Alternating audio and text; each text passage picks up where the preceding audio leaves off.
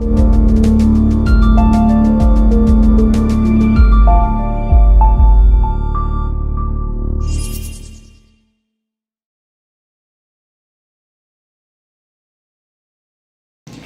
like to introduce Dr. Jim Benford.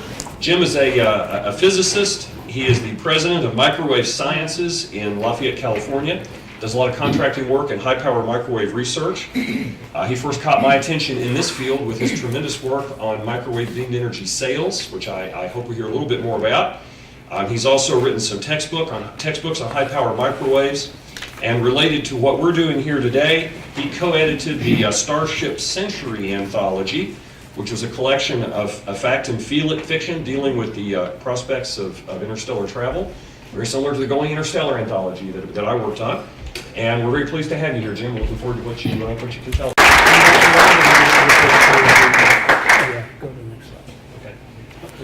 Hi. I'm happy to talk about this today in the company of so many of my colleagues who have worked in this area, and I'll mention in particular those who are here are Paul Gilster, who's handling the subject in Centauri Dreams website, has been very important for keeping the subject alive. Jeff Landis, Greg Batloff, and John Rather, who is local here. The subject is large, and I will begin by telling you not what I will tell you, but what I will not tell you. I'm not going to describe the whole concept and advocate it. If you want that, read the chapter I wrote in Starship Century. That's an advocacy document. If you want detailed descriptions of the concept and especially technical approach to doing cost optimization to tell you how to optimize these systems to minimize cost, which is the biggest driver, then read this issue of JBIS, March, April 2013, where you'll see a very long article about that. Some of that will come up in the talk. What I am going to talk about is what are the issues. Advocates hardly ever mention the minor things that stand in the way. These are not minor matters. Here we see a very big parameter space of all the methods which have been proposed for getting up toward light speed.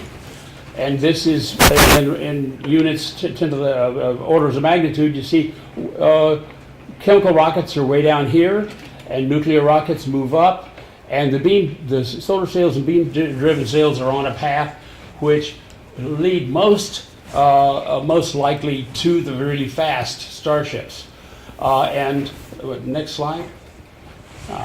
Good. The upper edge of it, you see, there are the Bussard ramjets, which unfortunately we're living in a depleted background in which there's not enough fuel to really make the ramjets make sense. And also there are a lot of physics issues to them, of course.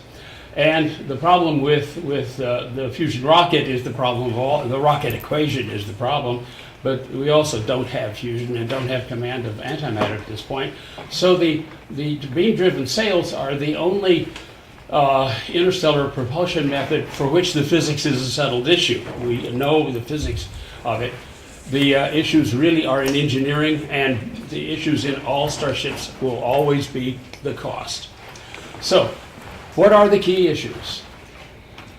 Starting from the top, let's just remind you that this is about bouncing photons off of a reflecting object that is very diaphanous.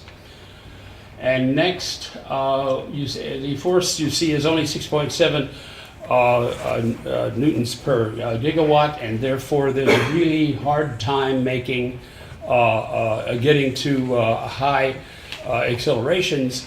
And it's very inefficient, but on the other hand, you leave the engine behind. That is, the transmitter stays, and the next sail ship can be launched using the same equipment. So you have a big capital cost investment, and then an operating cost, a fairly small relative investment to build the sail ship, and then a big operating cost in order to propel it to high energy. That basic cost of energy becomes a driver when you get to interstellar velocities, to fractions of the speed of light, somewhere between, I think, 1/10 of the speed of light and perhaps a quarter to a third, somewhere in there, the operating cost, that is the cost of electricity, becomes the dominant factor in the system. The way to reduce that, of course, is to make electricity cheaper. Let's go through the issues in this order: deployment, large-scale space construction, beam righting and stability, accurate beam pointing, protecting the payload, and the data and comm link, and then how to slow it down at the end. Because we mostly talk about acceleration, we don't talk about deacceleration very much. Next. Okay, you immediately use, I don't know why this slide is offset from everything seems to be off the edge. But basically, the question of how to build, the question is how to build very large arrays, something we know how to do on Earth for radio astronomy, that's receiving, not transmitting. But the transmitters for a Starship scale power beaming, and even for in a planetary scale, will be built in space, and space construction is an entirely different matter. How to build in space is really the problem. Now, how to build transmitters and antennas is something we really know a lot about, and we know how to estimate the costs as well. And this is just an example of that. Next. I'm going to go through this talk fairly quickly so we can devote more time to the questions, and I look forward to talking to you about it during the workshop. Deployment basically is the issue of considerable importance because these structures are so large. They're on the scale of hundreds of meters to kilometers in space, and therefore how you put this structure together is important. Now, the deployment question for the transmitter is much like for the space solar power, and the deployment question for the sail is much more difficult because it's so much more diaphanous and needs to be kept into a very specific shape.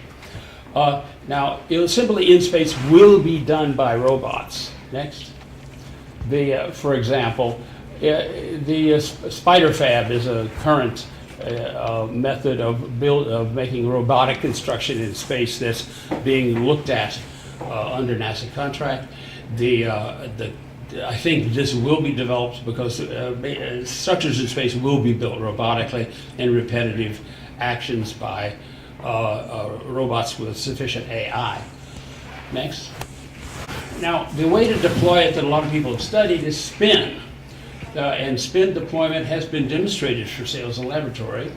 And you can certainly see how mechanical motion can make something fold out in an origami type way. And that's been worked out in detail. Next. There are films showing realistically how a sail could be deployed by spin. And it's a very natural way to try to get things to come outward. Inflation is another method, but it carries a mass penalty. Next. Here's an experiment at JPL in which a sail was spun up to very high speeds and quite successfully many times been reported in literature. Next. However, it's never mentioned, or seldom anyway, in papers about spin deployment and such, although Giancarlo Genta has published the instability modes of sails. It turns out that at some rotation speeds, a sail will begin to oscillate in vibrational modes, and if that is sufficiently large amplitude, can grow to such an amplitude, then the sail can tear apart. And that's been seen in some mechanical systems, Giancarlo tells me. However, there are two ways around that. The first is to build in some kind of damping mechanism, such as a braking mechanism using pneumatics, and you use the viscosity of fluids, and the motion is dissipated into heat by locating those dampers at just the right place to suppress just the right modes. That's routinely done in mechanical systems. There's another way to do it too. These modes have growth rates, and if you can move past that spin rate, because you'd never want to operate the spin at that frequency, if you move through it quickly and can get through there in a time short compared with the growth rate of the growth time of the instability, then you can simply pass through these instabilities. And that's done routinely in all kinds of mechanical systems and also in electromagnetic systems, and when you consider the growth of noise and amplifiers and such. Next. Materials are a big consideration.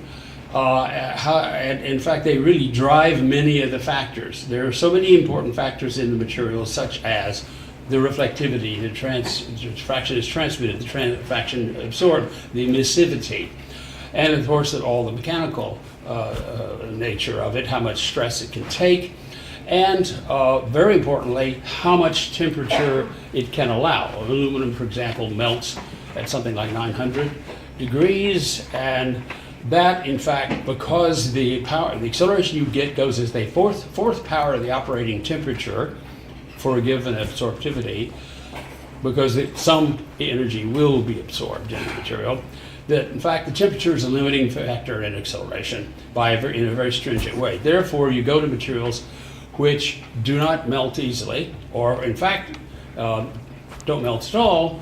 My favorite is carbon, because carbon doesn't have a liquid phase. It goes directly, it sublimes directly into a gas, but at very high temperatures, much higher than aluminum. Now, many people have worked on materials including dielectrics, beryllium, graphene, which is a new favorite of Greg Matlow's, can get you in solar cells up to quite a few hundred kilometers per second. With the material and thermal properties that it has demonstrated in recent years. So there's a real search for the right material. It has to be able to take a lot of acceleration and not go into a gaseous or liquid phase too easily. In other words, have a very high temperature for operating. Carbon really suits us for this.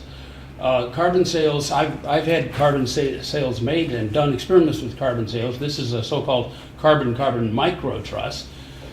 In a close-up photo, it looks like this. In a microphotograph, it looks like that. It's a lattice of carbon filaments that are bonded together. It's very strong. We've demonstrated up to 10 Gs acceleration, and it can go up to very high temperatures because it's carbon. And it survives launch, and we've launched them in the laboratory as I said, up to 10 Gs. So I think carbon's very good. It's been demonstrated very successfully, but I think higher forms of carbon, such as graphene, are probably the best candidate right now, along with the dielectrics. Next. Now, beam riding and stability is very important. The beam and the sail have to be together. It has to really stay on. Now, the easiest way, the thing that's essential really, is to adopt a shape for the sail that makes it stay on the beam when the beam wobbles or the sail wobbles. Relative motion of either one is an issue.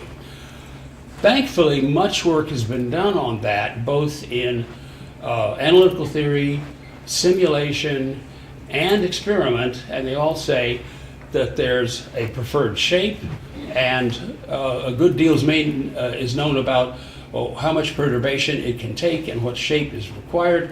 And next, you get to the conclusion that a shape in cross section, essentially a cone, is the right shape for a sail.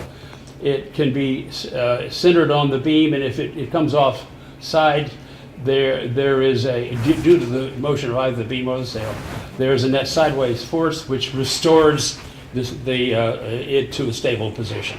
And that's been demonstrated, as I said, in analytic and simulation and experiment. Next. That's what a stable sail looks like. That's a carbon microtruss sail, which we used in experiments to show stability.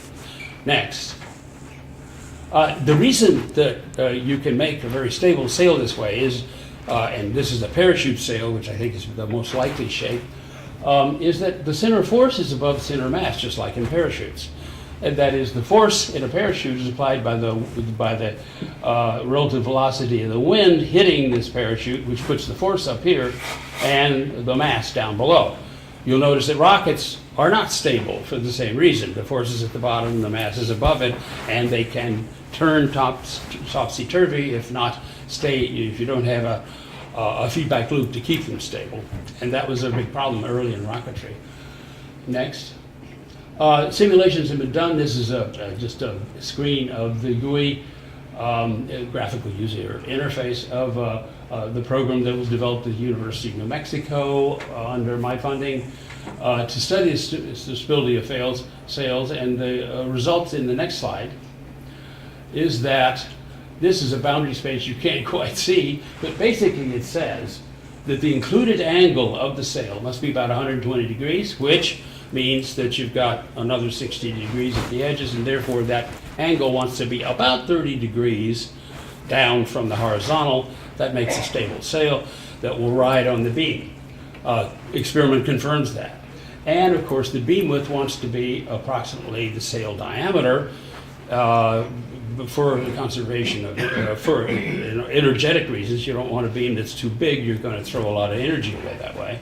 And so those two considerations tell you the scale of the ship and the shape of the ship.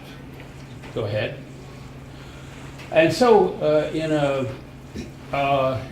very good graphic here, you see a fairly heavy payload hanging beneath the sail, a big sail that's spinning for stability.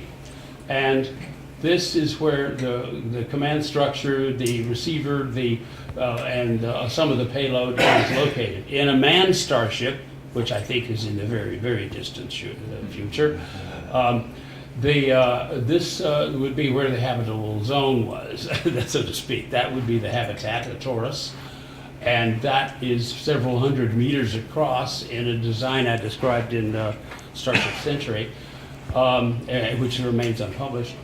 And the next slide shows us the next problem. That is, of course, the beam has to be on the sail, but the beamer, that is the transmitter, needs to know where the sail is and how to put its beam exactly on the sail. That's called the precision in pointing. Pointing precision is a real issue with sail ships. Next. The accuracy required for near-term sail ships, interplanetary to interstellar precursor, is about a microradian, which is the state of the art today in phased arrays used by the military and by other transmitters which need to move beams about in the sky. So that's a done deal, and so that's not an immediate issue.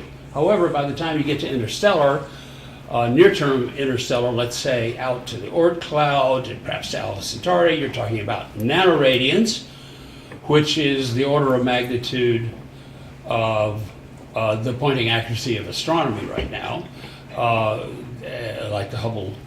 And then when you get to very interesting scenarios I'll come to in a moment, where you do a lot with the beam at a great distance, you need picoradians, which is far beyond the state of the art. That is, right now you can point into the sky quickly to precision of 1/millionth of the sky, but you need 1/trillionth of the sky for the big Starship objectives that Bob Forward had in mind, and I'll describe in a moment.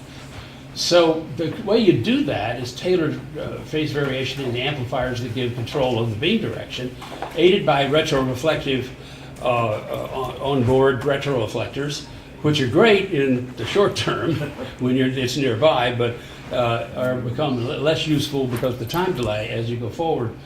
But remember that the lower your pointing accuracy is, the faster you have, the higher acceleration you have to use, because you have to accelerate it before it gets out of the ability to control the direction of the beam. So the accuracy, pointing accuracy, is a determining factor in how much acceleration you need. You need a lot if you're not very accurate. And it also limits the range you can go to for that reason. Yes, next. The way you might get things to work is shown here in a rather ambitious drawing of the forward concept by Time magazine. And here you see, and I introduce now the idea of a smart sail. That is, these are microcircuits of a very advanced kind, which integrate together to do several things, and that is control the shape of the sail, and also collect data and transmit data at the, back to Earth. A smart sail is way beyond our ability to do today, but there's nothing that says you can't build an array where these microchips constitute, at nodes in the sail, constitute the essential factors in the sail and control the operation of it. The energy you'd probably get from an onboard tether, as Greg Matloff has described with Les Johnson in the literature of about 20 years ago. Next. Now, everybody knows the damage problem. You're going at interstellar velocities. There's dust, there's gas, there may be even pebbles, and what do they do to your structure? Well, for rockets, it's a big problem because they'll really tear things apart, as it is a problem for the space station that uses bumpers. Now, this this is an old cartoon character called Fearless Fosdick, who was always shown as being able to take a lot of rounds because they just pushed a hole through him. But James Early showed a long time ago, from Livermore, now retired, James Early showed that the design of sails should not be strongly influenced by dust collection concerns, because a 1 micron dust particle produces a 1.5 micron hole and has no other effect on the sail. Well, that's the sail, so the sail doesn't have to worry much about that due to the fact that it's a medium with a very low density of matter in it, interstellar space. However, the payload and anything else you happen to have, like a mag sail, has to be protected. And that mass of the protection shield has to be included in the Starship design. Next. The concepts, there are a lot of concepts on how to do this. Plasma discharge, electrostatic repulsion, or just bumper-like compartmentalized sections absorbing the momentum around the payload and other essential areas. All of these are credible. None of these have been demonstrated in the scale you need it. That is, nobody's demonstrated bumpers at velocities that are close to the speed of light, but only at, say, on the order of 10 kilometers a second or so. But there's nothing really fundamental in this. It should work. Next. The data link would probably, the best thing to do, of course, was to be this huge aperture, the sail, as your data link and radiate back using a sail. However, the sail then has to be maintained to an accuracy of a fraction of a wavelength in shape. Otherwise, you degrade the gain and you don't get the full use of that aperture.